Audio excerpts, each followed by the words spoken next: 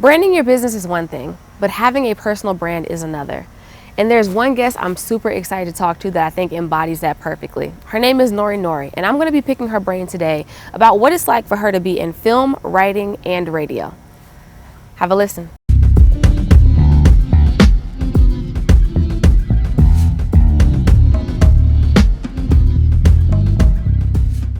Hey, lady. Hey. How are you? I am wonderful. You look great. Get out of my head, because I was about to say, you look good, sis. You know we gotta hype each other up before we do All anything. the time. All the time. It's the pink for me. You know, it's part of my DNA now. I love it. I love it. So I want to jump right in. I'm really excited to talk with you because obviously we're friends, but also I'm just a huge admirer of your career and everything that you've done. And so I had a lot of fun digging into your background and doing my research. So my first question that I have for you is your ability to move so fluidly between radio, writing, and film. They're very different mediums, but they have that through line of storytelling. Mm-hmm. For you though, like what do you feel like connects all of those dots and makes it really so seamless for you to just kind of like bounce between them? I think it's the people. I just love people. And I love being able to share their stories and then intertwine my experiences with their experiences and how it all relates and how it all complements each other. Whether you have been through a struggle, whether you have lived a privileged life, or whether you have had a little bit of both of them, right? All of it is a part of who you are. It's a part of your story, but it's a part of your narrative, and it's real and it's authentic. And I think when we get into treating people like humans and understanding that, you know, the struggle, no matter where that struggle lies, it connects people. Then I think that's what it's about for me. Ultimately, what I have learned, especially now that I am an adult and I am no longer in a child's role, I understand my parents more. I understand why they got divorced. I understand the importance of communication. I understand the story we tell ourselves versus the reality of what actually happened. And so it allows me to have a different level of empathy for people, for my parents, for my family, for my friends, for strangers. And so I think that's what connects it for me. I love that. I love that. When you first stepped into radio, what about that medium caught your attention in particular? I'm assuming that it's because you literally get to start and end your day with people, quite frankly, and they become like extended family in a way. They get used to hearing your voice, and you kind of become a really important part of their day. But for you, like, what did you initially just really love about it? Gosh, I love talking. Well, I love to talk. And I was like, how can I get paid for talking? But also, how can I do it in a way that is laid back and fun and not stressful? And so with radio, you don't have to dress up for anybody unless you just want to dress up for yourself. You want to feel good. But it's about how you sound versus how you look. So baby, I have been at that radio station throwing up, not feeling well, sick as a dog, and pop on. Turn it on. And and so it really is about, again, kind of stepping away from self and having some fun outside of yourself with the music, because the music is storytelling. And then just, giving away prizes. You make somebody's day. A $50 gift card could be the difference between somebody having a meal, not having a meal, concert tickets, having fun, not having fun. And so, like, all of those elements, tying it together is just, it's a lot of fun. And I think sometimes when life is lifing, I get to step outside of that and just go to work and just have some fun and turn the music up loud in the studio. So it has a few dualities for me. I love it. I never really thought about, I guess, the way that you kind of get to step inside of, maybe not like an alter ego of yourself, but you know how like Beyonce has that Sasha Fierce. It sounds like you have your own persona that you kind of come into, that you've crafted to kind of help you get through even rough moments in your life, to be able to do your job and do it well. But I love that you just like, honey, I like talking. And and so I just love that I get to be paid and to talk to folks. And we're outside, so the rustling is really just squirrels. Yes, girl. So as long as one don't jump on me, we both gonna be out if that happens. But don't worry. So diving into radio a little bit more, it's evolved a lot since your days at Power 94 in Chattanooga, Tennessee. Yes, it so, is. you know, live broadcasts to on-demand, algorithm-driven content. How are you maintaining connection at this time where it feels like people's attention spans are really short and quite frankly fragmented? We're pulled in a lot of different directions. And even as someone that's aware of that, being, you know, in the field of marketing myself, I still even have to catch myself being mindful of like what I'm giving attention to. How are you handling that right now? Get there fast, tell the story quickly, the meat and potatoes of it all. That's the way I like to describe it. It is, baby. They having a field day. Okay. They said Nori is here and we coming out to play. Hello. I think for me though, it is what is the most important thing that the listener needs to take away from this moment? Is it fact-based? Is it sourced? Where did I get the information from? Like I like to stick to the truth of the matter. And then when I'm telling my opinion, I will let you know, hey, these are my thoughts on X, Y, and Z. And so being able to separate that and just being able to really and truly tell a story in 30 seconds. Like people are into this micro phase of digesting information. I mean, even how TMZ is a news source that like is the first go-to outside of the Associated Press. Yeah. So, you know, being able to get information, not necessarily first, but accurate is important to me. And to share that information in a fun and whimsical and loving way, but also when I got to get serious, I get serious. Because Nori, the personality on the radio, is not Nora Moss that handles business and get contracts signed. I know that's right. So, two different people. Two different people, and people not ready for that. I like that you talked about truth and also facts. I feel like that's also something that in the industry we're definitely dealing with a lot of right now is how do we make something fun, but also tell it in a truthful way and ground it in something that people are going to feel. What are like some of your hot tips, if you will, of how you have found a way to do that? Because it is an art to it. That is not easy to do. Oh, well, I think that is a great question.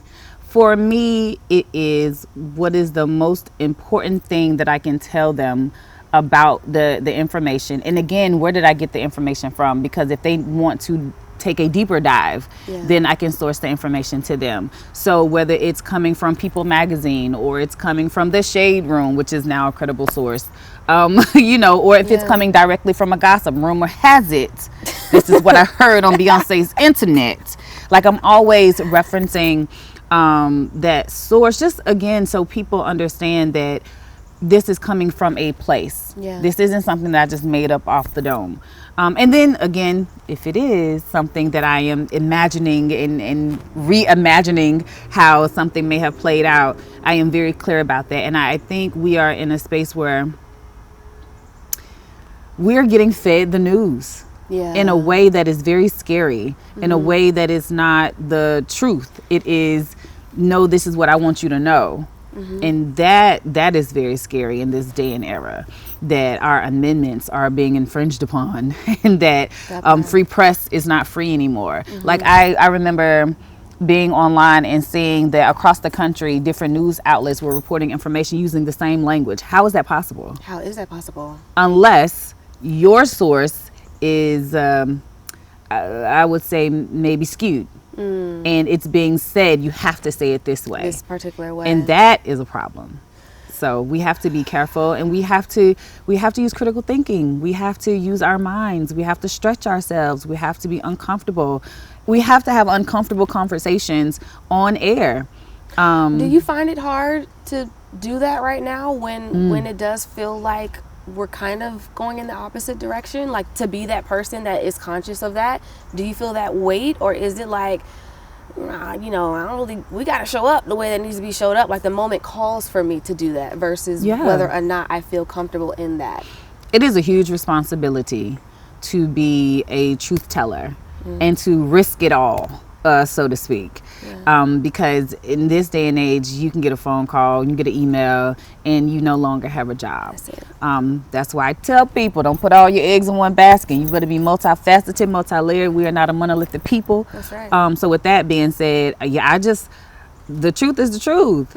And if that makes you uncomfortable, that's your fault. That part. Speaking of the truth and being fed certain information and sources, I want to pick your brain about AI. Ooh, okay. And technology and the ways that you see that showing up in your industry in particular, how that's also shaping and shifting how stories are told.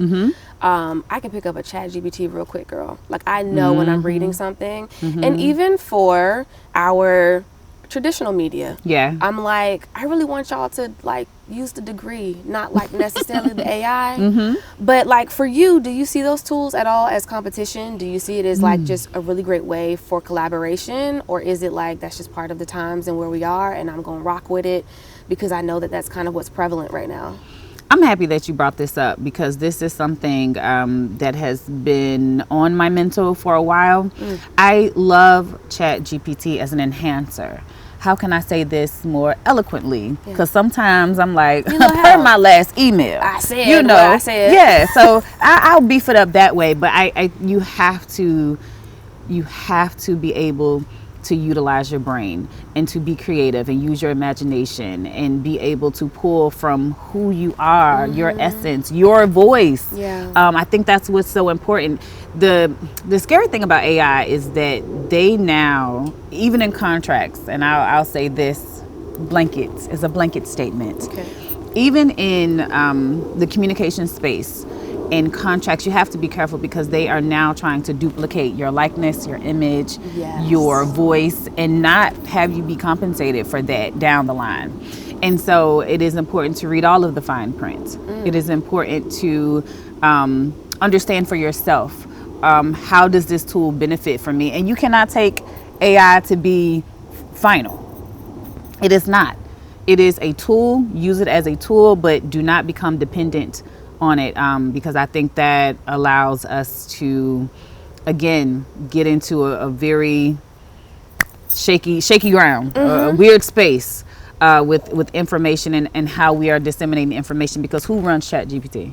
Well, that part, and it's also pulling from what already exists, which means that it's taking from other works of art to then create something for you. So even though it is new to you, it's not completely new, and so you do have to be careful of that.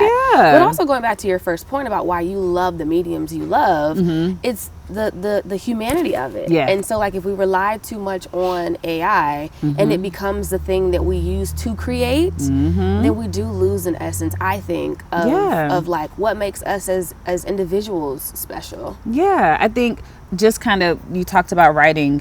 One of the reasons I wrote a kids book is because kids, you have to let them imagine being astronauts, and you have to let them imagine what it is to care for people and to want to be a doctor, to want to look after people, to look after animals, to be a veterinarian. Like, these are things that people naturally lean into because it's something that they love and they aspire to be when they grow up. And now it's like, no, you have to do this, or you were good at this, and allow kids to be kids.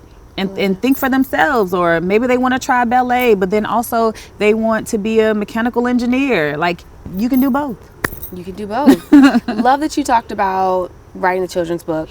We're going to get there. But the question I have for you before we do is, you are the brand. So why I was really excited to talk to you is because as part of this series, I've been talking to different business owners, and the last two entrepreneurs that I talked to, they have like physical businesses.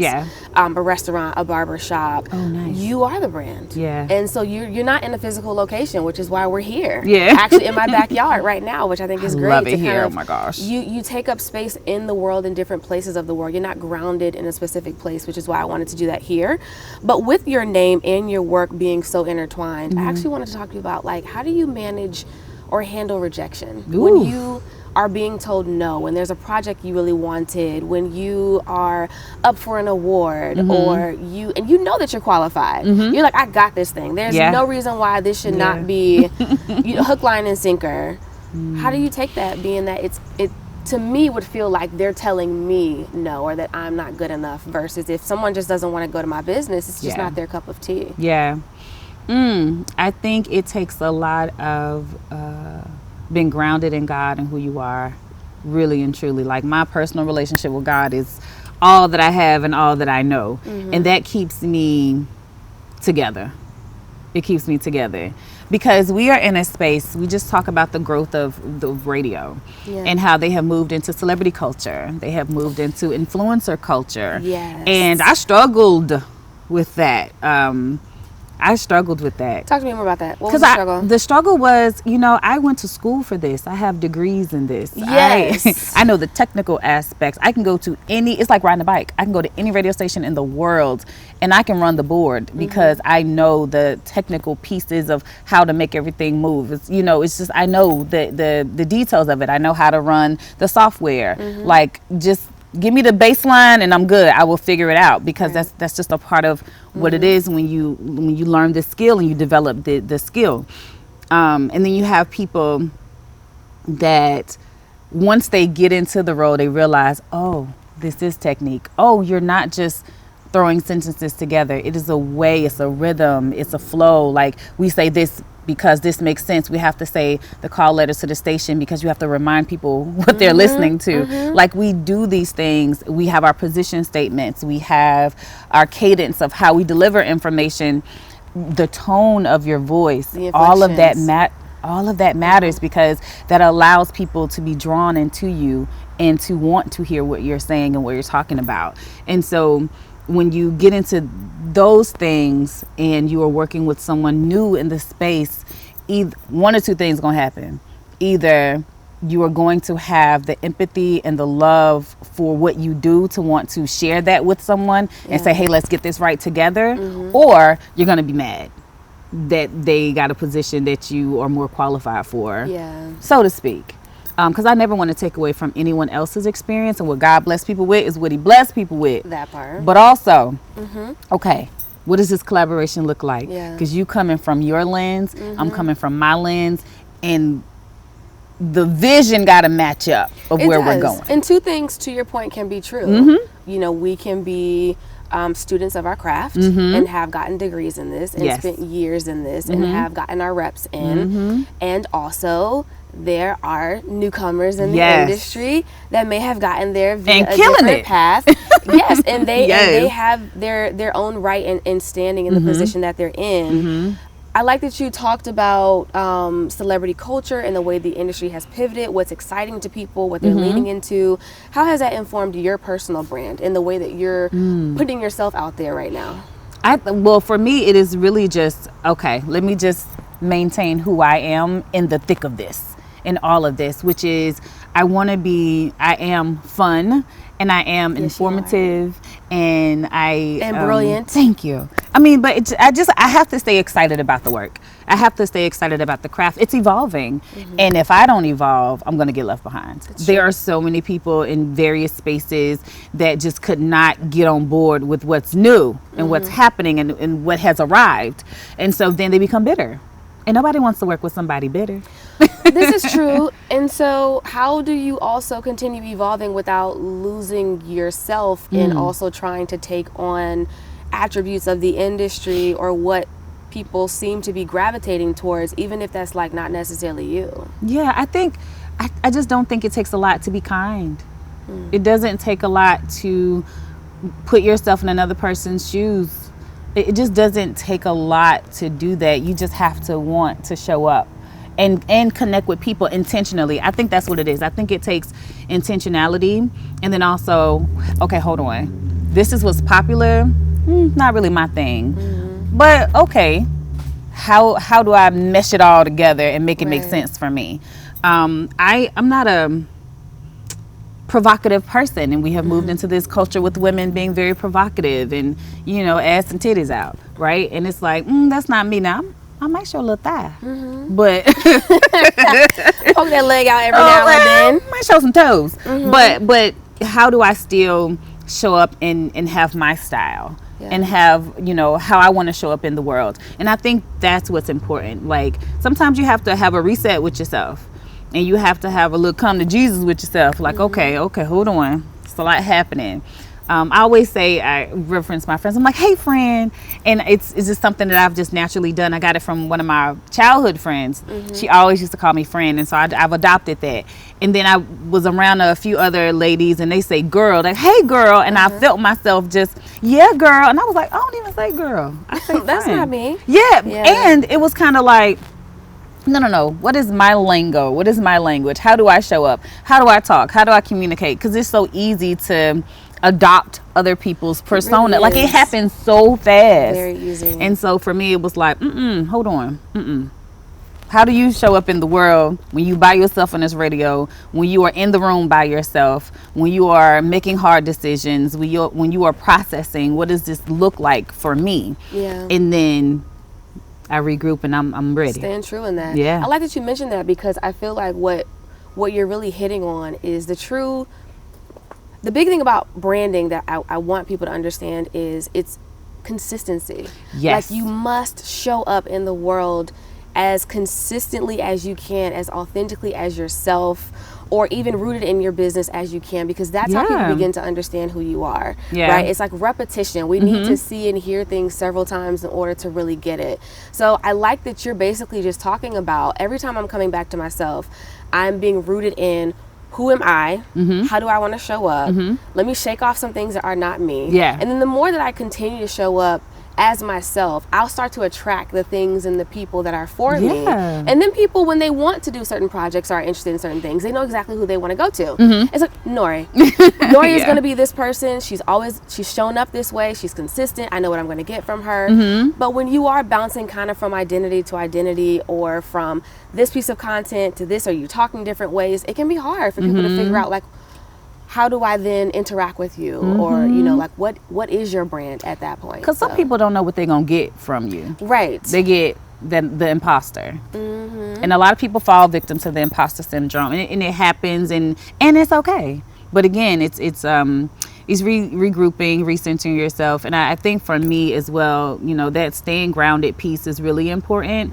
Just as you said, like my brand is how I show up in the world. This is how I get contracts. This is how I'm able to, you know, get the deals, or host this event, or get a recommendation, a character at the end of the day. Like who is your true character, and is this really you? Because if you phony, you gonna fake for a little while, but that true face gonna show that other side. Do you find that a lot of your opportunities come from who you're meeting as you're doing this work versus how people are being introduced to you via radio or TV? Like, has someone watched you on TV and been like, I want to work with her, or heard you on the radio and go, I'm intrigued? Or is it like, no, I met Nori at this event and she's pretty awesome, I would love to do more with her? I think people need to kind of understand that there are different ways that people get introduced to you as a brand.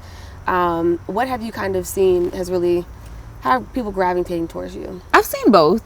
I think what's funny is there's a slight difference in how I talk on the radio versus how I talk just with my friends, like us hanging out. And I think the difference is people are like, oh my gosh, you're so nice. Like you never said you were Nori. And it's like, nah, I'm just, girl. This is me. we just hanging out having a good time, friend. Like what does it mean to walk into a room and people gravitate towards you because they just think you cool? They just think you a dope person versus, oh, that's Nori, and now they want to be my friend. No, be my friend because you saw somebody that was cool. You was like, dang, we just really naturally connect, and it's not forced. I cannot do forced relationships. I think that's the other part. Like, it has to be organic and natural. If it fit, it fit, and if it don't, that's okay. Like, I am so cool with if it doesn't work out, because baby, let me tell you something. Sometimes you don't have to tell me no. I'm gonna tell you no. Being okay with basically not being for everybody. That is a hard one. It is, but it's such a beautiful life. It is so freeing to understand that, you know, sometimes it's not gonna work out, and that's okay. That's in relationships, friendships, jobs. It don't matter. 100%. Sometimes it's just not a fit for you, and that's okay. And that's okay. We're gonna go back to your book now. Bam! I didn't know that book was there the whole time. You wasn't supposed to. Okay, I had this in my back pocket. Oh wow! Hold this for a second for the people, so as we talking, they can see it. My little baby. It's available on Amazon or wherever you get your books from. It's true. So every project adds a new layer to your brand. Yeah. How does this wonderful book fit into your story as Nori in the evolution of yourself and who you are? The bigger picture. Oh my gosh. Okay, so I think this is a perfect segue into people will tell you what you cannot do, but none of that matters, because what you have set your heart on, you can do whatever you want to do. So technically a chicken can't fly, right? They say chickens can't fly. And it's because their little wings short. They got short wingspans. That's why they can't fly. They can't stay up in the air. But what I love is that, some random day I was online looking up birds, and I ran across an ayam samani chicken. And it's based out of Indonesia, and it is a black bird, and it is black. I'm talking about inside out, heart, lungs. Oh, wow. Everything is black on this bird. It is so rare. And the wings are black, but just when they hit the glimmer of light, it's a little iridescent in their feathers. But I ran across this bird, and it is beautiful. Like, it is beautiful. And just the poise, the way the bird stands tall. Like, have you ever looked at a chicken walk for real? Like, I don't think people pay attention to these little birds, but they are so unique and so beautiful and so special. And this black bird is so rare that when I tell people about it, like, they're not a black chicken, and I'm like, it is. I'm gonna look this up right after this. So I'm telling you. So I wanted to have something that was black, but not necessarily just me telling the story of a little black girl or a little black boy. So I wanted to connect a little differently, because we're like on this farm. There's horses and there's squirrels and all kind of little animals. And this chicken, Samani, she's on her little journey, and she's like, I want to fly. And everyone's telling her chickens can't fly, and she's like, I can. And there's a little sparrow in the book, and a sparrow is like a little mentor coach, because we all have somebody in our ear that can cheer us on, that inspires us, that uplifts us. So the little sparrow is telling this little chicken, like, you can fly. And they working out and they doing all the things, and the most unconventional thing happens. Samani flies because she's on a hang glider. So she's flying, and it's not in the sense of spreading her wings and flying, but she has figured out a way to make it happen, even when the naysayer said you couldn't do it. Yeah. And that's the genesis of this book, is to use your imagination, to get creative. There is always going to be something in life that happens that can slow you down, or there's a detour. There's always something or someone, and you have to figure it out. And I think just as a people, as black people, we have always figured it out. We have always been the first inventors. We are free thinkers. We don't let nothing steal our joy. In slavery, we singing. We design our braids to be trails. We put food in our hair. Like, we are such a masterful group of people. And so I wanted to tell a story that can connect with all people, but more specifically that little black boys and little girls can see this black bird and say, what's happening here? Yeah. And connect in a different way. And everybody can take flight. And so there's also like a little short story on the back, embracing your unique flight. And it's just kind of a quick reminder to anybody, parents or whomever is reading the book, that, again, your uniqueness is a gift and not a curse. And then I wanted to add a piece of AI to this. So there's a QR code in the back. You can scan the QR code, and the book comes to life. And so you can see this animation in full circle, in full time, come to life. The interaction between myself, the character Nori, somebody, the chicken, my little friend, and just kind of how she goes through this journey of people telling her no, and then she takes flight. And so, I just wanted to connect technology, because it's important. It's happening. You better get on board. Technology, because kids are going to be on iPads and tablets and things, so they can kind of take that with them as well. So you have the physical book that's also a journal. The kids can write in it. They can write what they want to be when they grow up, and all the things, and it's kind of a keepsake. So it just kind of embodies quite a few things, and each of the animals within the story that you interact with are going to have their own spin-off story. So you'll see Samani, then you'll see the sparrow, you'll see the horse, you'll see the raccoon. Each little animal is going to have their own story. I love that. And that even goes back to my earlier question about AI, when I asked you about ways, that you're interacting with it, or how you're seeing it kind of seep into your industry. This is a great example of, you can still use it to your advantage, but not let it be outside of what feels natural to you. I think you mesh that perfectly. Thank with you. Your brand and like the way that you see that really working for you to help tell this story. Yeah. I also want to ask you about Black Icarus. A film about addiction, fatherhood, and redemption. It's a powerful pivot in tone and audience from The Chicken That Could Fly. What drew you to tell that story emotionally, and how do you think that fits into your evolution as a storyteller to be able to do that project? So I have to give props to the writer and director, Jimmy Thomas Jr. It is his life story. He actually is the character. In the film, his father dealt with addiction. Jimmy Thomas Sr., I mean, they are such a complex family of love, of empathy, of care, of insight.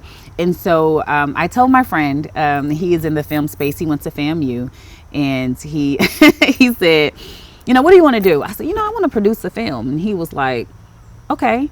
We talked about a few other things and didn't think nothing else about it. So he attended MICA as well, the Film Institute in Baltimore. And so he was doing his film project, and he said, hey, you want to come on board as a producer with this film? And I was like, wait, what? I mean, I think I said it a month ago, sir. And so that's how I got involved with this project. We shot it in Florida, in his hometown, in his aunt's home. Nice. And just coming on as a producer, just learning to get funding for a film. We actually financed this film out of our pocket. They say don't do that, by the way. But we financed this film ourselves. It was a group of friends that came together to bring this story to life. Trey, he was a great addition as a main character. We know him from The Wire. And so having him bring this story to life was amazing. And it was something that was important. I think when we think about families, there are so many different variations of how we get to who we are. And a lot of people like to only put the highlights, as we see on social media, of their life. And the truth is that, sometimes we go through some dark times to get to who we are. Yeah. But that's the developmental process you didn't know you needed. And so this film just really, I remember reading the script and I was like, ooh, this is good. This is good. So it was really about telling a story of a family that have triumphed over all of the odds. Like, his father has been free of addiction for, I want to say, 20 years now. That's amazing. And him and his father didn't really talk until he was like 19 years old.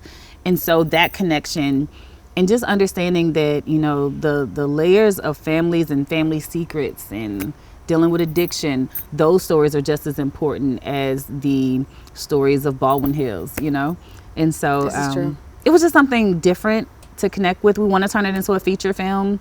We did win a few awards when we did the film festival circuit, which is great. Well, yeah, because I was going to ask you about marketing it. Yeah. So you mentioned that you all, it was self-funded. Kudos to you all for pulling that off. That is not easy to do. But when it came to then having to get the word out about the film, I'm imagining that you all probably leveraged your own personal brands with that too. But what else did you all do? What other avenues did you all kind of look into in order to really get the attention brought to that film that it needed? I think it was really about connecting with other independent film directors and cinematographers and people that see a vision outside of what you see for yourself. And so screening the films at these various locations allowed for us to get really great feedback. I would have developed this character more. I would have liked to see more of this piece of the story told more. And so you take all of that and then you prepare what the script is going to be for the feature film. Now, Jimmy, this is his baby. So I am supporting character in all the things that he wants to do with this film. But then it's just finding the time to keep the film alive. I think it's like music, like Doechii. One of her songs came out. She recorded this song, 2020 in her bedroom. I think it was Anxiety or something, one of the songs that she put out. And we got it in 2024, 2025, and it becomes this big sensation. And it's like that with film as well. Like, there are layers to doing film. So you'll have the short film version, you'll have the feature film version, and then Denzel decides to Denzel decides to pick it up and produce the film. He hear you. And we get to be co-producers on this Black Icarus film, and then it becomes something else completely. The evolution of it. But it's still the essence of this man's experience with his father. Yeah. And so it's making sure you keep that authentic piece, that piece of humanity, that connection of how they are telling their story. I mean, one of the things that we're doing is also shopping this film to prisons, because he is not only overcome addiction, but he's sharing his story with other people who have gone to jail, unfortunately. And that was kind of a turning point of like, all right, let me get it together, because I'm never going to see my family again if I keep down this path, or I'm going to die.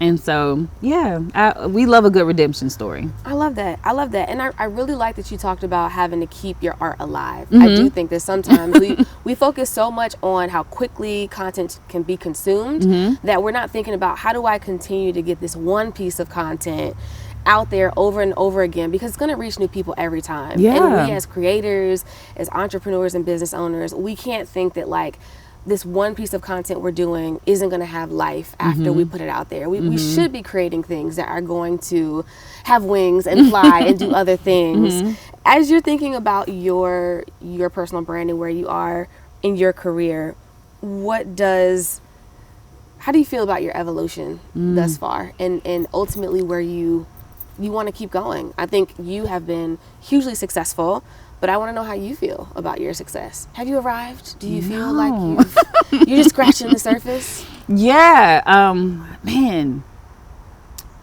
it's so funny because this version of me is not who I imagined I would be. I am so different than what I thought my story would be at this particular point in time. I think the wife version of me is going to be different. The mother version of me is going to be different. The auntie version of me is different, you know? And so as I grow and I keep this vision of myself, I don't lose like the vision of where I want to be, who I want to be, how I want to continue to grow. But I think the way that I get there is different. It's a different road. It's a different journey than I ever expected. And so I am pleased with who I am and where I'm going. It's a good place. And there are moments that, you know, you have the highs and lows. But right now I'm just in a very good place, and I sit in gratefulness. I am so thankful. That's a bar right there. And you know what? Gratefulness is important. There's so many things that are always happening in our lives and in the world. And I was chatting earlier and telling someone that it's so easy looking online and to envy what other people have and to see yourself in their life, and it looks so perfect and it's so great. And the reality is that like we should just water our own gardens and just be really, really grounded and grateful in what we have. I'm super proud of you, and I love being. I'm proud of you. Well, you know what? This is good, girl. I received that. Thank you. But thank you so much for just continuing to champion us as creatives, for giving us as creatives to a space to be able to share our art. That's what you're doing in your writing, and you're producing on the radio. I love that you've met so many different artists from LMI and these big names, but you're still so grounded, and you are so ready to give opportunity to the little folks. You're gonna make me cry. Even like me. So I just want to give you your flowers and tell you that like I think your story is one that absolutely deserves to continue being told, and this is just like one platform that I'm happy to be able to do that. So thank you for being part of the series, girl. Thank you for allowing me, friend. Like this is good. Like you are going places, and this is just the tip of the iceberg. I cannot wait to see what's next for you. I receive it. Yes, it's good. Thank you. Give me a hug. Give me a hug. Oh my gosh. This is so good. And I gave you that book, but that's mine. So okay. it's back. That's Understood. That's gonna